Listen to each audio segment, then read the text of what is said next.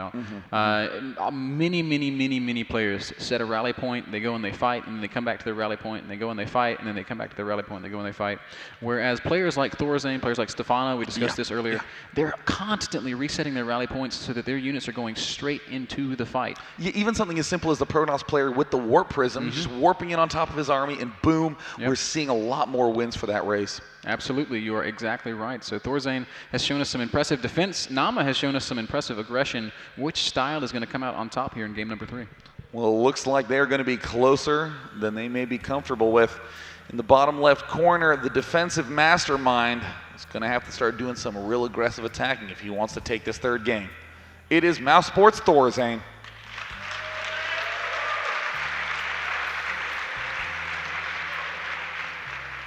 And his opponent over here in the bottom right-hand corner of the screen, the blue Terran player, just played an awesome match on Antigua Shipyard. It is Naama. And day 9, I think these positions are pretty significant, super significant in fact, because ThorZaIN's push distance, or his push position, he's going to be pushing right up into the base of Naama's natural. Naama's going to have to go a little bit farther if he wants to be annoying like that. I know exactly what you mean. This location right here is so siege tankable. And at the very least, you can even do drops from below. This is a very nice load location. I honestly think all the aggressive opportunities are in ThorZaIN's court, but what will Naama have planned? Looks like he's going to be building that first barracks. I mean, there still are a lot of very weird things you can do, like just straight away build the command center and back it up with a 2 barracks marine play. There's very many openings that are viable on this map in TVT. Indeed, you are exactly right. Naama goes ahead and throws down that gas. ThorZaIN waiting a little bit longer. If ever there was a map for Rax and then CC, I think it would be Tal'Darim Altar, and I wonder if ThorZaIN might try something like that here. You know, I think ThorZaIN is just doing a little bit more of a standard response, saying, you know, it's a big map, let's just get that expansion up and let's power Marines out hard. I kind of expect ThorZaIN to do something quite similar to what he did in the previous game, honestly. Naama, though, we have seen aggression out of him in all these games. Really cool to see how he's changed from this year when compared to when he won Dreamhack 1 year ago. Yes, indeed. Still no gas for ThorZaIN, so I do feel like once he gets this second depot up, he's going to throw down a command center. Also about to pop out a Marine to deny any scouting. Naama completely in the dark here. That is, of course, very important. ThorZaIN hasn't sent out a scout at all. ThorZaIN is playing pretty comfortably at this point in time. I mean, generally you can just sort of poke up to this first watchtower and then send a scouting SCV out afterwards. Because, I mean, if you think about it, if I'm not going to deviate my build at all, what really would I be looking for? ThorZaIN can honestly get good reads like, hey, are you sending 1 Hellion or 2? When are you sending that first Hellion? And that can be a read enough. Yes, indeed. That factor is down, of course, for Naama. Still just working on a single gas geyser. Only the 1 Marine out for ThorZaIN here, and he doesn't look like he wants to poke out and try to take control of that Xel'Naga tower. He's just looking around for SCVs, trying to keep his opponent in the dark for as much as he can, and no, Naama does sneak an SCV pass, so it does look like Naama... Oh no, there's 2 Marines back here behind it, so Naama's going to be kept in the dark. Very important. That is a great maneuver right there by ThorZaIN. Naama still knows nothing. Likewise, ThorZaIN doesn't know too much himself. It looks like a little Marine battle is going to happen in the middle, but who shot first? It was that guy. This guy shot first. Don't fire until you see the whites of their eyes, day 9. And stop firing when they're dead, because you don't want to waste ammunition. Indeed not. And the second time, these Marines will have a little bit of an exchange here. Really cute micro by ThorZaIN. Still loses that Marine, but manages to... Someone should tell ThorZaIN he can actually send Marines more than 1 at a time. I mean, he's just leaving Marines back. Look, every time he goes to take this watchtower, Naama has an answer. Yeah. Naama's just like, this is my tower. You may not. ThorZaIN's like, screw it, I'll build a bunker. Yes, starport for Naama and a tech lab going up on the factory, so probably this is the exact same opening day 9 that we saw on the last map, double gas, so Cloak, Banshees. Ooh, it looks like he's skipping out on the reactor and he's going to be going for a factory.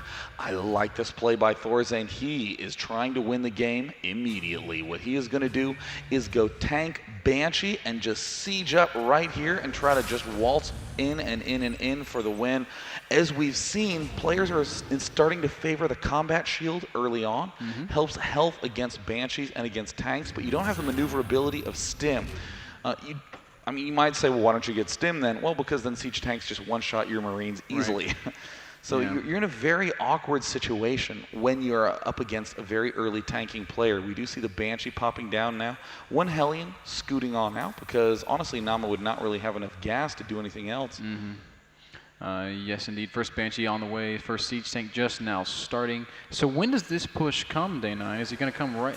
Yeah, literally as soon as he has a tank out and as soon as he gets this Banshee, he's just going to go straight in because there is just nothing that ThorZaIN can really do to prevent it from being set up. Yeah, Siege mode is about to finish. And Naama, I guess he's going to wait for that second tank to pop out before he decides to roll out. There goes the Banshee. And this is going to be interesting. Now, what can ThorZaIN do to defend this? He's got a few Marines out. Stim's about to finish up. He's got double reactor barrier. He's going to be on, like, pure Marine, trying to deal with tank banshing. Interestingly, this pure Marine style ends up working out quite well. You can just get yourself up the double medevac production out of a reactor starport. You can comfortably take a good amount of losses at this expansion. Naama really needs to begin acting very soon. If he waits too long, then ThorZaIN will build up enough Marines to be able to just crush it with a frontal attack. Indeed, ThorZaIN showing us excellent unit positioning. He is all prepared for the Banshee harass at least, and upon seeing that Banshee, immediately throws down a starport. And like you said, he's going to be getting a reactor on that factory, so he can reactor out medevacs and maybe even a Viking or two.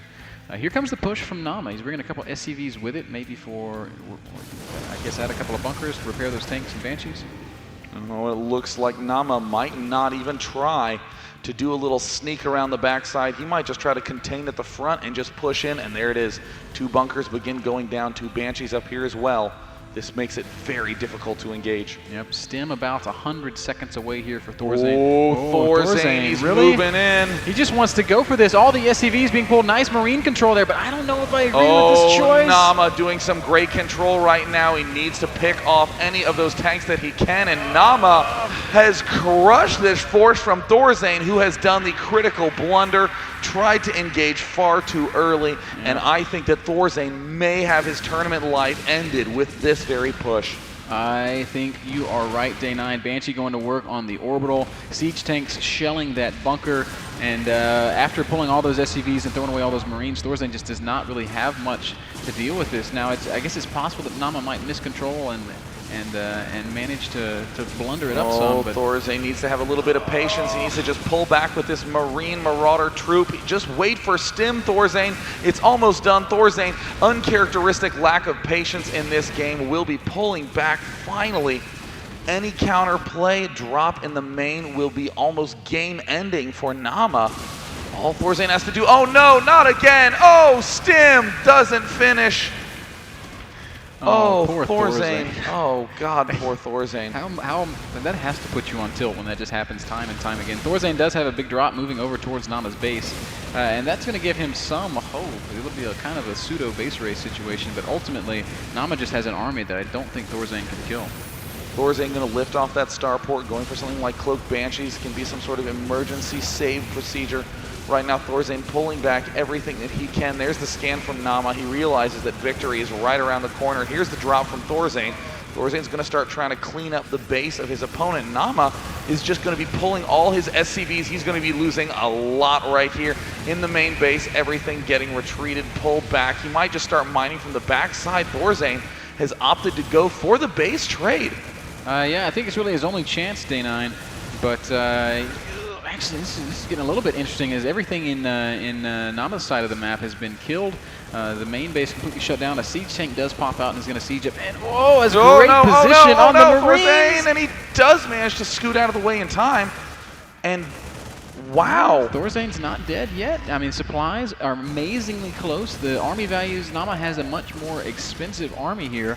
But as long as ThorZaIN uses this high ground, I guess it's possible. Wow, what a funky game. What a turn of events. What a cool game. And now ThorZaIN's re-expanding to his own base.